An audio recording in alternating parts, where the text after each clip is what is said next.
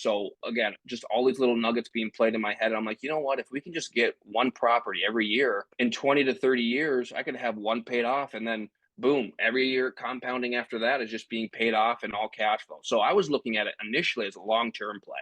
I'm like, man, I might be able to retire 10 years early. This is Brandon Turner, and you are listening to the Average Joe Finances Podcast.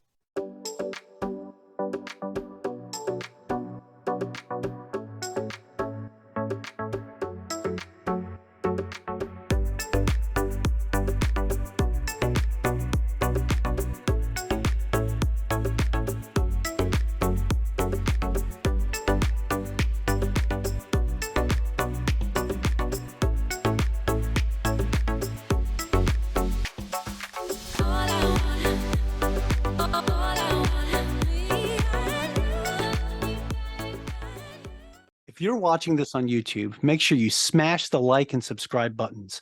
If you're listening to our podcast, go leave us a 5-star review. All of our links can be found in the video description or show notes below. Hey, welcome back, everybody, to the Average Joe Finances Podcast. I'm your host, Mike Cavaggioni, and today's guest is Kyle Root. So, Kyle, I am super excited to have you on, especially with what we were talking about pre-recording, about what you're doing at a very young age, man, at least to be where you're at today. So I'm super excited. Thank you so much for joining me today. Yeah, Mike, thanks so much for having me. Absolutely. So Kyle, I want to just knock this off right off the bat, start this thing the same way we start every podcast episode.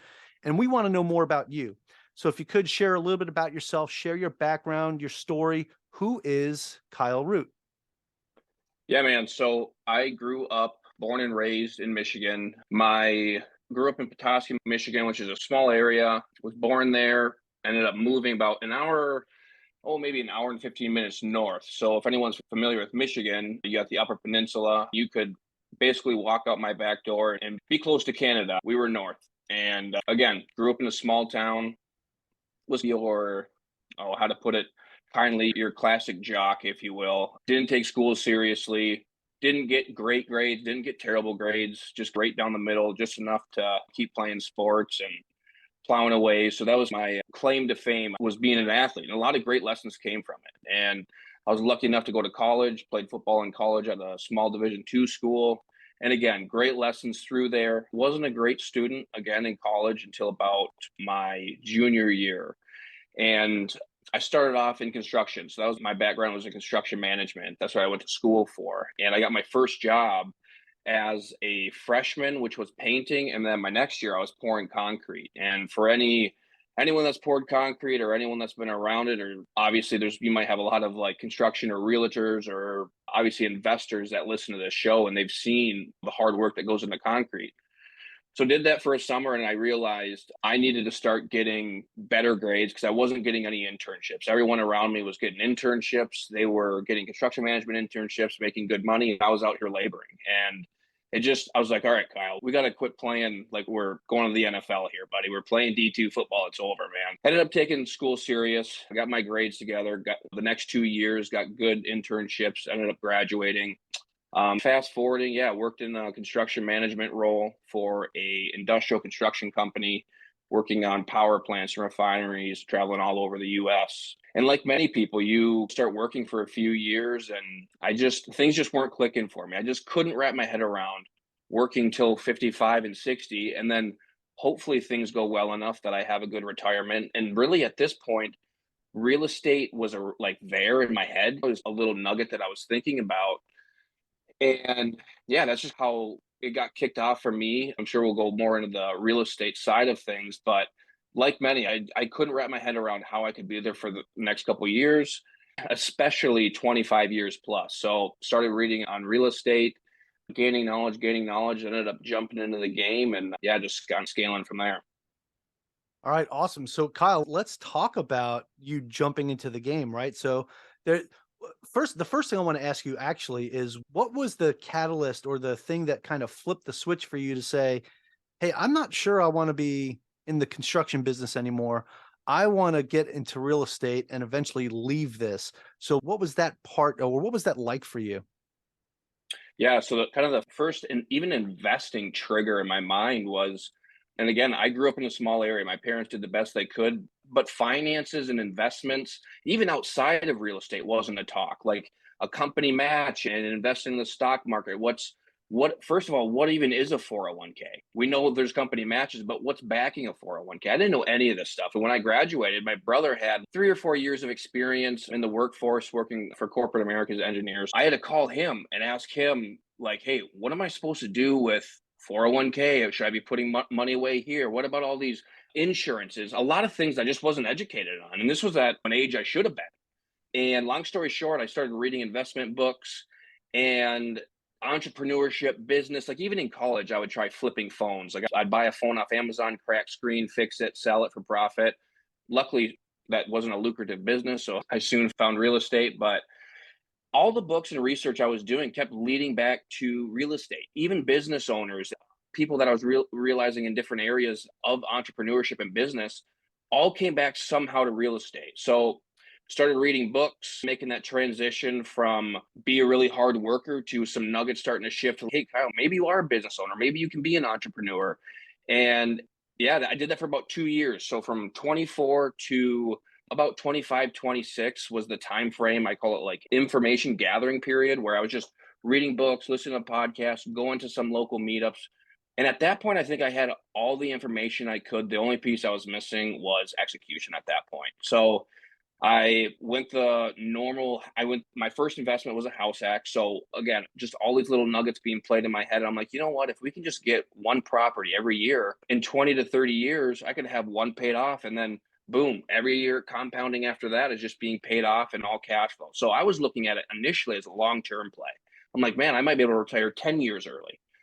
So I ended up house hacking my first duplex, and side-by-side duplex, lived in one side, rented out the other. When was And this? this was in 2020, end of 2019, early 2020. Okay, perfect. That's when I bought my first duplex. Nice. End of 2019, beginning of 2020. Yep. And then Yeah, the I world put it ended. So Yeah. yeah, Yeah. please, I don't want to interrupt you. I was just curious when you started that first one. That was it. So yeah, house hacked my first one, and I was like, man, this is great. I'm basically living for free. I was paying $200 or something, utilities and other things, garbage, but I was like paying 200 and $150 out of pocket. I'm like, this is incredible. And then I rented out the other side, fixed it up. I moved out, fixed up mine, rented it out. And then I heard about this cash out refinance thing. And obviously 20 crazy things happened in 2020. I bought the property at 190, and in a matter of 6 to 8 months, it was worth 255. Luckily, I was able to figure out that, hey, you can actually fix up a property, do a cash out refinance, get your money back, still cash flow, and just move that capital in another property. So I figured that out early on, and I invest solely in the Midwest. And for people that invest in the Midwest, you can go buy, and I buy in Green Bay, Wisconsin, Milwaukee. You can go to Milwaukee or like a Detroit or a Chicago and pick up a decent house for 60, 70,000, and it'll rent for 11 to 1200. And like people would dream of that kind of cash flow, and it's cheap. So for me, I was able to keep saving up 20% down, and we were buying $60,000 single family homes that were renting for 950 to 1,000. So we're buying for cheap, fixing them up, doing a cash out refinance. We kept just building this capital. Yeah. And we just kept bankrolling and building capital. Yeah. And then we started, I guess, you eventually run out of money. Like not every single property goes great, right? There was a lot of learning lessons along the way. So I did start losing some capital along the way. And that's what ultimately brought me to having to figure something out, which led me to start going the hard money route, which is ultimately what helped me scale. Yeah. So you were doing the BRRRR method, right? Correct. Did you even know that's what it was called when you were doing it? I did it. And to be honest, right around that time, it was happening in motion with me starting to listen to Bigger Pockets. And that was a time like Brandon Turner and all those, Nice. like Brandon Turner, David Green were on together. To be honest, while I was listening to the BRRRR strategy, the method, I was like, okay, I can do that with my place. So I was learning and doing it at the same time. Nice, nice. Yeah, that's awesome. You know what I like about what you were sharing with your story is that you did a lot of research. You knew what you wanted to do. And you even said it, and I love the way that you put it. You were like, I had everything together. I was ready to go. The only thing left was execution. So I talk about this a lot with some folks because there's a lot of things you can get right and a lot of things you can get wrong. But it doesn't matter. Like you can learn as much as you want to learn. You can know all the right people. You could have all the right partners. But if you don't actually execute and take action, you're never going to go anywhere. You're just going to be stuck in analysis paralysis all day. So I really love the way leading up to it, when you decided, hey, I'm ready, you executed and took action. And then it seems like you took massive action, right? Because looking at your bio here, you went from 0 and then you started house hacking to where you're at now. You started in 2020. It is now 2023. How many units do you have? We're at 74 right now. That's 74, fantastic. yeah. That's fantastic, man. And you got to update your bio, man. It says 70. I Well, guess no, you it's did ever 0 to changing, 70 man. so Yeah, it's ever changing. We were actually a little bit more, but we had some good opportunity. And again, when you scale like that, you're going to pick up some bad eggs. And yeah. I was buying everything. If I could cash flow $100, I was buying it. And that was all with hard money. But yeah, right now we're actually looking at doing some trading, like getting rid of some bad to bring in some good. So we might end the year, I don't know, we could end the year just at 80 and only add technically 10 units, but we've got some bad eggs. And in the Midwest, with basements and obviously the snow and things like that, there's lots of water damage. There's just some different things that we go through here that honestly weren't expected, and you don't really read them in a lot of these books. Yeah, just getting rid of some bad eggs right now and bringing in some better ones.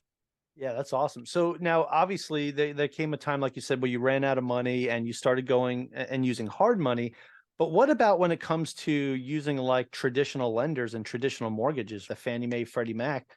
You're limited there too, right? So did you do anything else creative to finance some of these properties, like DSCR loans or anything like that?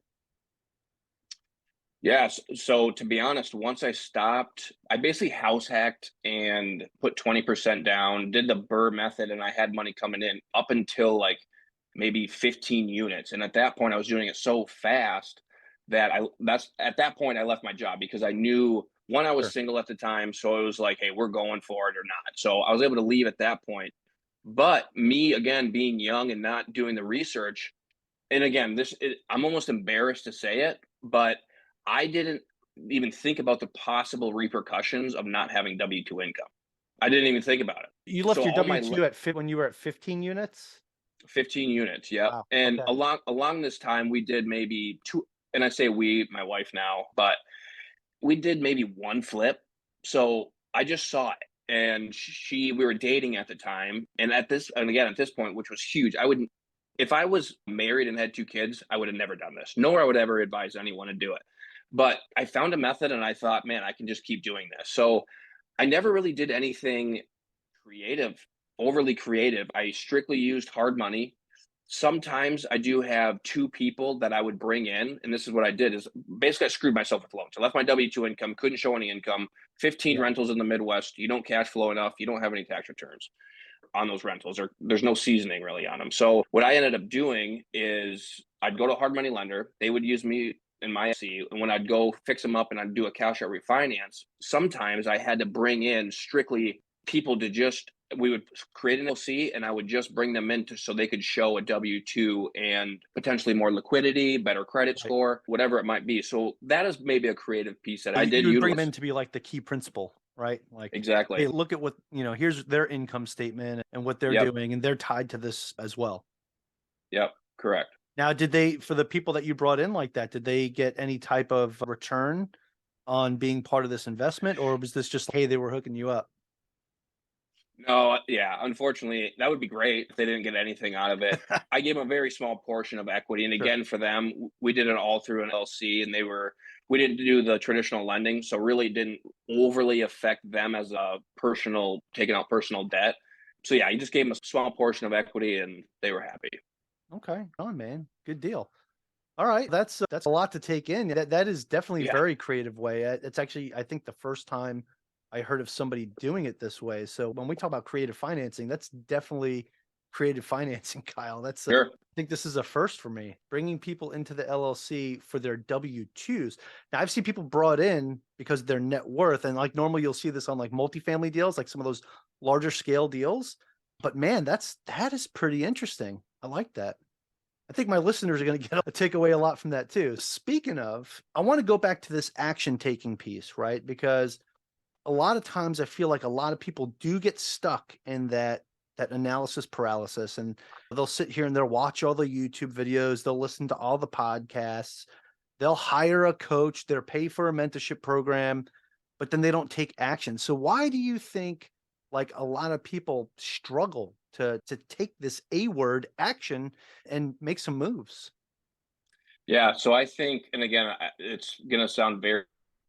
I mean, everyone's probably heard it 1,000 times, but it's fear, and it's not what I've seen. And like I do some like one-on-one coaching and help people, and everything that I've seen helping them, or just like even local business meetups and talking to people that want to get started, or even real estate investors I meet wherever out at coffee. It seems to be they fear failing somebody else, not even necessarily them. It's just the fear of potentially other people thinking down on themselves. What if I have a very good paying job, insurance, 401k, everything that I could possibly have? If I start talking to people about real estate and they're like, wow, you don't know. And right now, it's such a crazy time. There's people that don't own real estate that are talking about, oh, wait for the crash, interest rates. Come on, none of us really know. Like deep down, none of us really know exactly what's going to happen on the exact date. What I've found is that people fear the rejection of other people rather than just solely doing it for themselves. And usually, if you get a mentor or coach or do enough information, your first investment, there are thousands of ways to mitigate the risk. So the only thing that to be feared about is just not literally not doing it, not taking that action. Sure. Okay. No, I like that. Now, Kyle, I want to ask you because we're saying we a lot, and you had mentioned that it's you and your wife, but do you have anyone else on your team? Like I know you haven't done joint ventures, right? You haven't done Yeah. syndication, but what does like your team structure look like?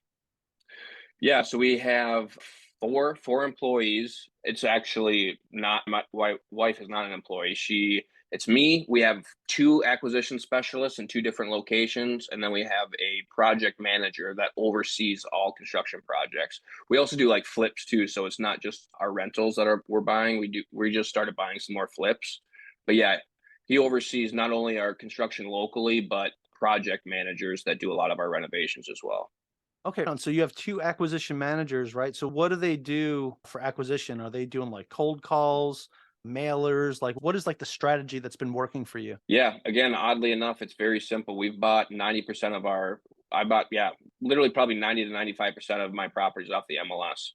And it's all places where we can add a bedroom, add a bathroom, where, yeah, I look at here where I buy, we look for two bed, one bath, 1,100 square feet. I know there's an extra bedroom or bathroom in there. Okay. Luckily, I've got a lot of good construction experience, so I do look at certain things, but yeah, we're on a pretty large scale as far as square miles that we cover. We don't just look at, hey, we want to be in this neighborhood on this street. We're pretty spread out, to be honest. And I'm buying in areas that, of 10,000 people. They're a little bit smaller markets that that other people aren't. So we've bought, yeah, everything's off the MLS. Nice. That's something you don't hear too often either with Yeah, especially you for don't. somebody that's flipping or doing like the burst strategy, man. So that's fantastic. Now, what about so if you're doing most of the stuff off the MLS, right? And you're looking for properties that you can do some value add, right? You're going to add a bathroom or a bedroom, right? And by doing that, of course, increase the value of what it could be rented for. Now, do you run into any issues when it comes to permitting and different things like that, especially when it comes to construction, like having to any addition? Like, do you actually? That's another thing. Do you do like additions on some of the homes, or are you taking what's already there with the bones in place and like adding another room inside? Yeah, adding another room inside. So we don't basically anything structural for the most part, unless it's already pre-damaged, we stay away from. So yeah, it's adding what's already inside of the four walls. Okay, perfect. Now, so with that, the permitting's probably not as crazy as like having to do an addition on the house. But have you ever run into any issues with that, with getting stuff back in time to start a project, or it's delayed you at all? Yeah, we run into it all the time. We run into issues with the city, whether it's from even the previous owner. If you don't do your research, I guess one example would be that we bought a upper lower duplex. In the listing, it said it was an upper lower duplex. It was like built like an upper lower duplex, everything zoned residential. We purchased it. We submitted our permits, and it was zoned IU. And then here, that's industrial, and industrial can't be changed out of its current state, like what it was intended for. And this property is zoned single family. It's just, yeah, we've ran into it and that screwed us. The whole thing was built like a duplex and we had Wow. to remodel it. And that was a huge unforeseen Did you have expense. to turn You'd that? run into it. Did you have to turn that into an industrial space, like an office building? No, so it's either industrial or residential. So it has to be like single family dwelling. But yeah, which is what his intent was. Okay. Interesting. Yeah, I ask about the permitting and stuff because where I live at in Hawaii, especially on Oahu, yeah, we're looking 12 to 18 months to get a permit. It's insane. Oh, Yeah. jeez. And then like other places, like there's other people that I know that do projects on the Big Island and stuff, and theirs takes 6 to 9 months out there. And that's fast for us. So it's pretty crazy out here. So that's why I was asking, because No, different we're markets days. are, Permits were days. yeah. Okay. Right on, man. Now, for you personally, like we talked about people taking action, and that's one of the biggest hurdles people have to take over. What are some obstacles that you have faced, especially with scaling from 0 to 70 in a 2 year period? What are some of the obstacles that you've had to overcome? Oh my goodness. Yeah, there's so many. And I think about the ones that were most important. And believe it or not, the most important one to overcome were 100% not real estate or business related. They were related to my emotions, how I let other people's emotions dictate my actions rather than my own confidence and my sometimes things take courage when other people's emotions, like a lender tells me, Kyle, we can't lend to you, rather than me putting my head down and crying. Rather, I should be out there just being like, okay, that's one step closer to the next person that will, and let's be. I think it pushed me to be extremely creative. I think general, again, was not real estate or business related, but rather controlling my emotions. And again, I wasn't having these 5-year-old freakouts, panicking and thinking the Yeah. world coming down. It sounds like a lot of mindset stuff, right? Shifting that For sure. mindset out of that employee mindset to the entrepreneur mindset, right? And business owner, which you did when you left your W-2 job. You forced yourself into it, right? Yes, exactly. And that's what there was no other option. And I At that point, personally, yeah, it was a for done sure, deal. Yeah. for sure. And I remember actually, I called my boss the day I put in my 2 weeks. It was a Monday. I just got done working out and I was like, you know what? It's time. And when I called my boss, I told him I'm putting my 2 weeks in. He actually You told, talked to your wife first though, right? Before you called your boss? for sure. Yeah, Okay, for sure. okay, because you were like, Actually, "Yeah, I was just working out," and said, "Ah, I'm calling, this is no, it." no, Okay. actually, I got done working out and then called her, like, we were just talking, and I'm like, Yeah, "Wait, I could just flip a house. If I," and again, she was my girlfriend at the time, but yeah. yeah, and that she's, "Yeah, you could," and she's the best too, because any idea, I'm like, "I'm going for this," and she's, "Yeah, do it. Go for it." And so she's, extremely supportive in that That's realm, good, but, that's good. yeah. All right, right on, man. Okay, with all that being said, obviously, it sounds like your mindset was the biggest hurdle you had to overcome, and you managed to shift it. Sounds like pretty easily, but at the same time, I feel like there's a lot more struggle in that for people. So it might sound easy as we're sitting here having this conversation, and my listeners are like, "Oh, yeah, he figured out what he wanted to do and he just attacked it." Yes, yes, but at the same time, all that behind the scenes stuff, all that work you had to put into it. Like what kind of ways did you educate yourself? I know you had mentioned you started listening to some podcasts like Bigger Pockets and stuff. Are there any other things that you did to like really push yourself down this rabbit hole of real estate to say that this is what I want to do? Yeah, and I'll tie this in, which goes back to what ultimately lit a fire for me, and that was, like, going back. I forgot what I was saying there for a second, but yeah, I was talking about my when I called my boss, and when I called my boss and I told him that I was quitting, he told me that he's seen this before, and that he basically told me that, "You're welcome back here anytime," like I was already gonna fail, right? That Wow. was a huge thing for me, rather than being like, "Hey, Kyle, good luck, go get them." And I think everyone That's deals a with this. It's motivator not right there. for sure, to say that he's had people quit on him before and they end up coming back, and I'm like, "No, I'm not gonna." Dude, That I'm was not that coming was a back, huge man. fire for me, for sure. And yeah, it was not there was times that were brutal, honestly. There was one time, it was probably my 5th property out of my W-2 job, and I ran the numbers wrong. I ran the numbers wrong, and I had to actually do the renovation. Again, I was lucky enough that I had some construction background, but I legitimately was out of money. I had everything was capped. I had used all my escrow money from my hard money lender. I was everything. We were waiting on refis to close. It was like we were down to it. And I honestly, I don't know if I've ever told anyone this story on a podcast, so this is cool. But yeah, I was sitting on a paint bucket, man. And I remember just like crying because I'm like, it's over. I literally remember playing like I can call, get my job back. It's a good job. It's $100,000 job. I was making good money. But yeah, I just remember sitting there crying and shut everything off. And I was just like, you know what, Kyle? If we can take this one day, one decision, one email, one problem at a time, we stand a chance. If we can just take one, if I ultimately did run out of money and the refis didn't close and the flip didn't actually go through, I was going back to the work anyways, but I had some time. I had about 30 days for things to work out. I said, you know what we're going to do? We're going to take this one day at a time. We're going to appreciate the small things. I ate food. I have a house. I have a vehicle. I have 20 properties at the time.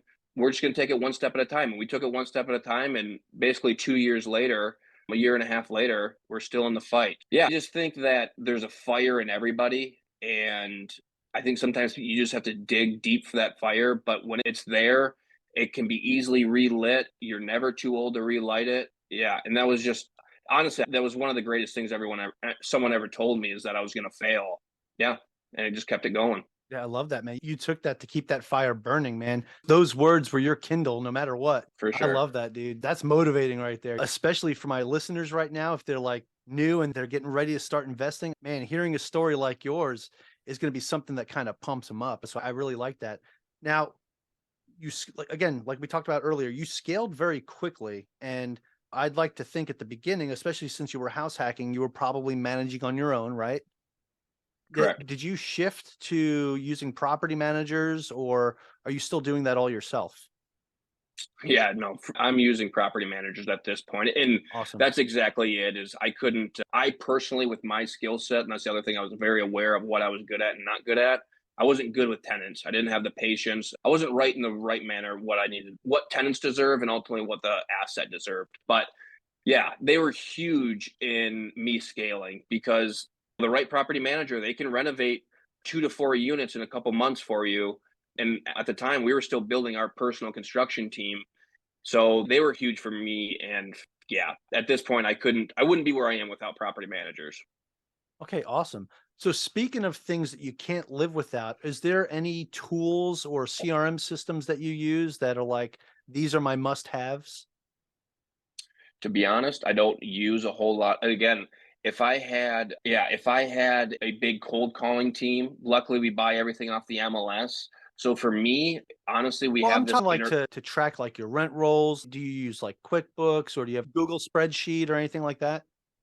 Yeah, great question. So I actually hired a software developer and we're working on building out a software that tracks all of that right now because that was actually the Oh, problem wow. that I had. We were like many, you start off with a nice little spreadsheet, one address, but that address line, when it keeps growing, the spreadsheet keeps growing and it gets to be a lot. So yeah, I came across a guy, he basically referred me to this software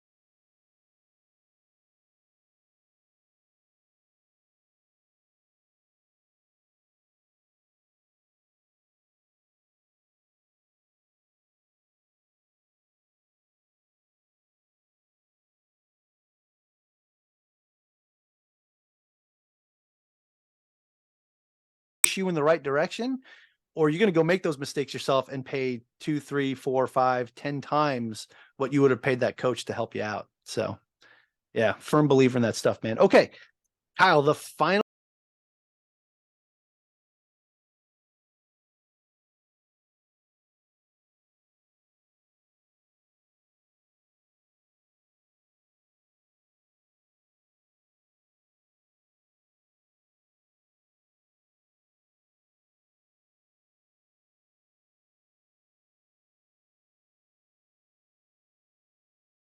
Well, have you ever read it, The Slight Edge? I have not.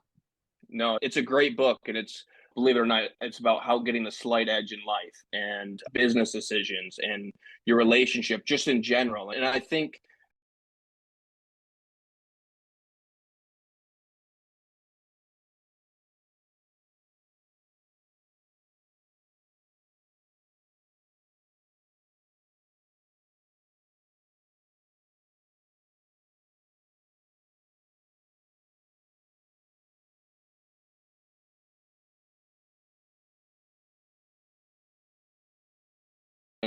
and it's, yeah, it's great. It just goes over how to get a slight edge, get up earlier, sleep in a little bit longer, go to bed earlier at night, just everything. Little plants that little seeds that create plants in your brain. It's a great book. Awesome.